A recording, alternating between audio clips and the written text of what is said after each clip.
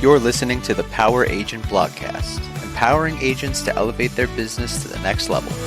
Challenges are just a guide, leading you, don't run and hide. You've got the heart, you've got the drive, feel it pound, you're alive.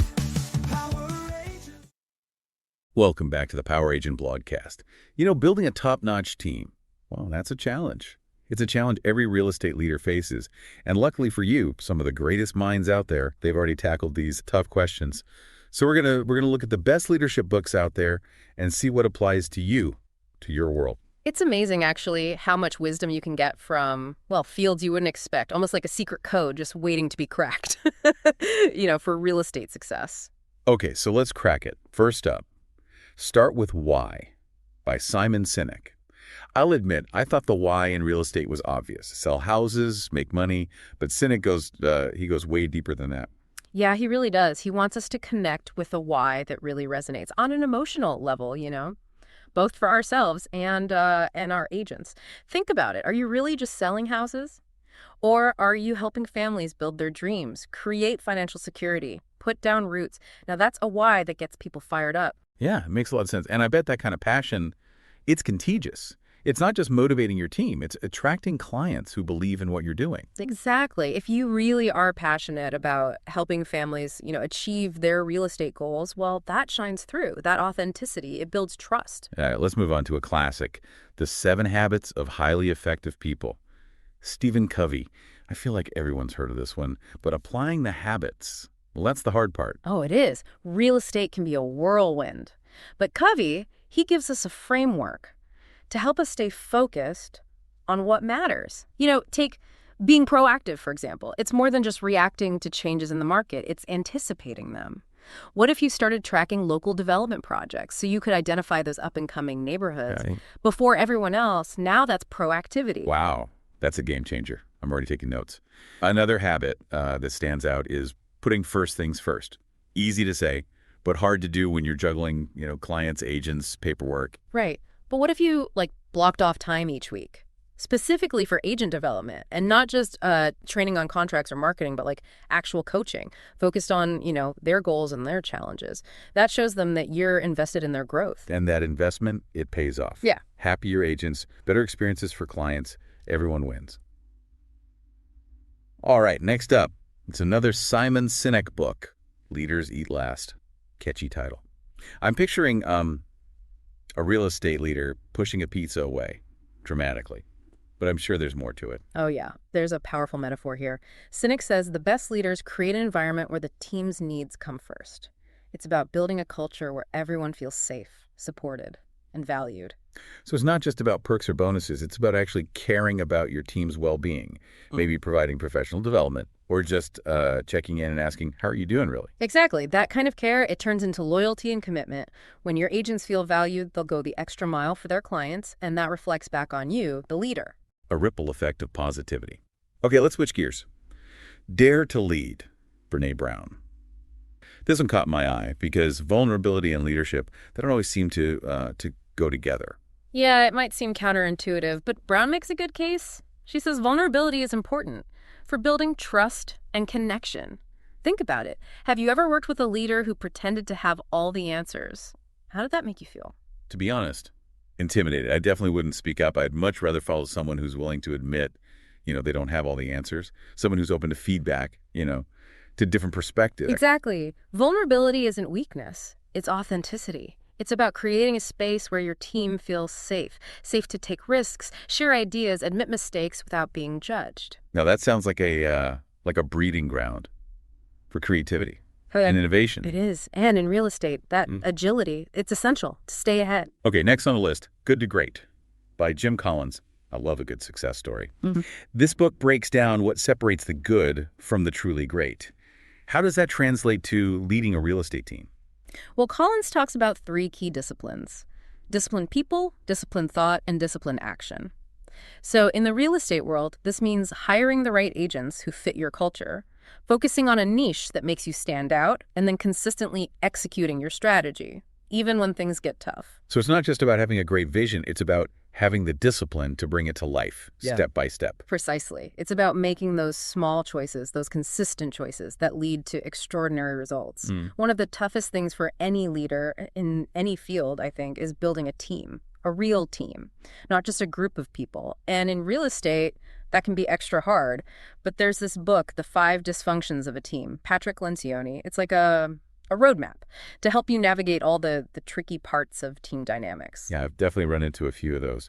What are some of the things Lencioni, what does he point out? He talks about 5 major dysfunctions: absence of trust, fear of conflict, lack of commitment, avoiding accountability, and inattention to results. And get this, each one, it builds on the one before.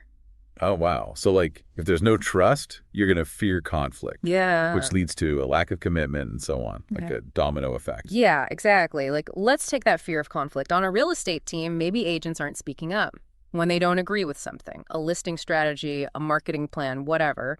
Maybe they're afraid to, I don't know, rock the boat or be seen as negative. But if you don't deal with those concerns, well, it can lead to resentment and bad results. Right. Makes sense. Like that saying, a closed mouth doesn't get fed.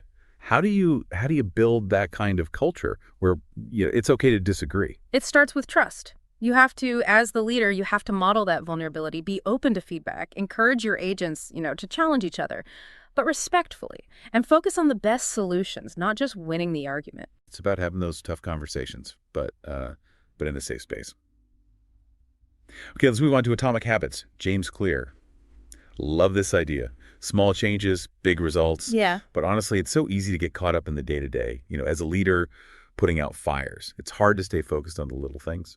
I know what you mean, but Clear, he's all about making those small changes so automatic, part of your routine. So they're just like second nature. Imagine every agent on your team, they call 5 past clients every day. Small action, right? But over time, that builds those relationships, leads to referrals. Well, that's a good one. It's not about like changing everything overnight. It's about those little habits adding up. Exactly. And those habits, they apply to you as a leader, too. Maybe you spend 15 minutes every morning, looking at market data or listening to a leadership podcast. Small investments, but in the long run, they really make a difference. I like that. Small wins, big victories. Yeah. Okay, next up, a book with a title you can't ignore, Extreme Ownership. Jocko Willink and Leif Babin. Sounds intense. It is. These guys, they're former Navy SEALs. They bring that military mindset to leadership. They say basically leaders got to own everything that happens with their team, good or bad. So no more blaming others or circumstances. Nope. You got to look in the mirror. Ask yourself, what could I have done better to help my team? And when things go wrong, you take responsibility. You find solutions. You don't blame people. That's a big shift in thinking. It's about empowering your team, too. Take ownership. If they know you've got their back, they're more likely to step up, take initiative. Absolutely. It creates that culture of accountability where everyone's working towards excellence. Okay, let's talk about Drive by Daniel Pink. This book, it's all about motivation, right? Which every leader needs to understand. Yep. What are some of the takeaways? Well, Pink, he challenges that old idea, rewards and punishments. He says the best motivators are autonomy, mastery, and purpose. Okay, I like that. How do those apply to real estate teams? So autonomy, that's about giving your agents control over their work. Maybe they set their own schedules, choose their marketing, specialize in something they're passionate about. Like they're entrepreneurs. Yeah. But part of the team. Right. Mastery is about giving them chances to grow, develop their skills, offer training programs, mentoring, encourage them to get, designations, certifications, to become experts. And purpose. That's like start with why, connecting to something bigger. Exactly. It's about connecting their work to a mission. In real estate, maybe it's helping families buy their dream homes, contributing to the community, supporting a charity that fits with your values. It's amazing how much more motivated people are when they believe in what they're doing. Okay, we've got one book left. Might surprise you. The Art of War by Sun Tzu. What can a military book from like 2,500 years ago teach us about leading a real estate team? You'd be surprised.